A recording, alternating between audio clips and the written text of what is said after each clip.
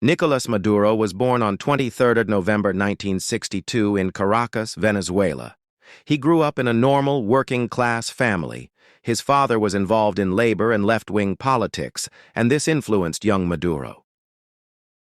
He did not go to a big university. Instead, he learned about politics and leadership from the streets and his work. As a young man, he became a bus driver and joined a workers' union in Caracas. He spoke for the bus drivers and worked to improve their pay and conditions. This was his first step into politics. In the 1980s and 1990s, Maduro became a union leader for bus drivers. He spoke for the rights of workers and fought for better wages. He met many political activists who believed Venezuela needed big changes. When Hugo Chávez tried to take power in a coup in 1992, Maduro and his future wife, Celia Flores, supported Chávez and asked for his release from prison. This support helped him get noticed by Chávez's movement. Maduro did not start in the national government, but his work with unions made him known to many people. Maduro entered national politics in 1999 when he was elected as a member of Venezuela's National Assembly. He worked closely with President Hugo Chávez and became an important leader in Chávez's party, the United Socialist Party of Venezuela, PSUV. He served in many roles, including President of the National Assembly at one point. Chávez trusted Maduro and made him a key figure in the government. Maduro worked on foreign relations and helped strengthen ties with friendly countries in Latin America and beyond. He became a loyal supporter of Chávez's ideas. In 2006, Maduro became Foreign Minister of Venezuela. In this job, he traveled to many countries and spoke at international meetings. He represented Chávez's government and worked to build alliances with nations that also supported socialist ideas. Maduro became known internationally and built relationships with leaders like Cuba's and Iran's leaders. When Chávez's health began to fail because of cancer, Maduro became even closer to him. Chávez chose Maduro as his vice president in 2012. This put Maduro in line to take over the presidency. When Hugo Chávez died in March 2013, Maduro became interim president. A special election was held in April 2013, and Maduro won by a small margin. Many people supported him because they followed Chávez, but many others opposed him. The election was controversial, and the opposition said it was unfair. Still, Maduro became the president of Venezuela. He promised to continue Chávez's socialist policies and help the poor. Maduro faced a difficult time from the start, with a divided nation and severe economic problems. Soon after becoming president, Venezuela began facing big economic problems. The price of oil, which is Venezuela's main export, fell in world markets. The economy shrank. Prices for food and basic goods went up very fast, and shortages began. Hospitals lacked medicine, and many people struggled to buy food. Many experts blamed economic mismanagement and corruption in the government, and many people began to lose hope. Millions of Venezuelans left the country to find work and safety in other nations. This mass emigration became one of the largest in Latin American history. As problems grew, Maduro's government took stronger control over Venezuela's institutions. The opposition tried to challenge him, but Maduro changed rules and used friendly judges and officials. In 2017, Maduro created a new constituent assembly to replace the elected National Assembly, which gave him more power. Many nations saw this move as undemocratic. Leaders in the United States, Europe, and Latin America criticized his actions. Maduro said critics were part of a foreign campaign to weaken Venezuela. The political divide in the country deepened, and protests often ended in clashes with security forces.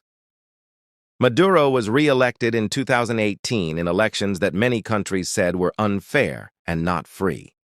The United States and other nations refused to recognize the results. Sanctions were placed on Venezuela's oil and on Maduro's government officials. In 2024, he claimed victory again in another disputed election. Western nations said the elections lacked transparency and fairness. The U.S. and its allies increased pressure on Maduro's government with sanctions and diplomatic isolation. Maduro accused the U.S. of trying to overthrow him and control Venezuela's oil. In 2020, the United States charged Maduro and several other Venezuelan officials with drug trafficking and narco-terrorism. The U.S. government claimed Maduro's government worked with criminal networks to send drugs into the U.S. and offered a reward for information leading to his arrest. Maduro denied these charges and called them politically motivated. The U.S. case continued through the years, and the 2026 events were connected to these ongoing legal actions. Despite ongoing crisis, Maduro took office for a supposed third term in January 2025 after the disputed 2024 election. Many countries did not accept his presidency and said the process lacked fairness. Venezuela remained deeply divided, with increasing poverty and shortages. International bodies highlighted serious concerns about human rights in the country. Venezuela's people faced hardship, and many blamed Maduro's government for continued suffering and corruption. This period increased pressure on Maduro both inside Venezuela and internationally. Relations between Venezuela and the U.S. were tense for years. The U.S. repeatedly criticized Maduro's government for corruption, human rights abuses, and undemocratic practices. Under President Donald Trump, the U.S. increased sanctions and military pressure.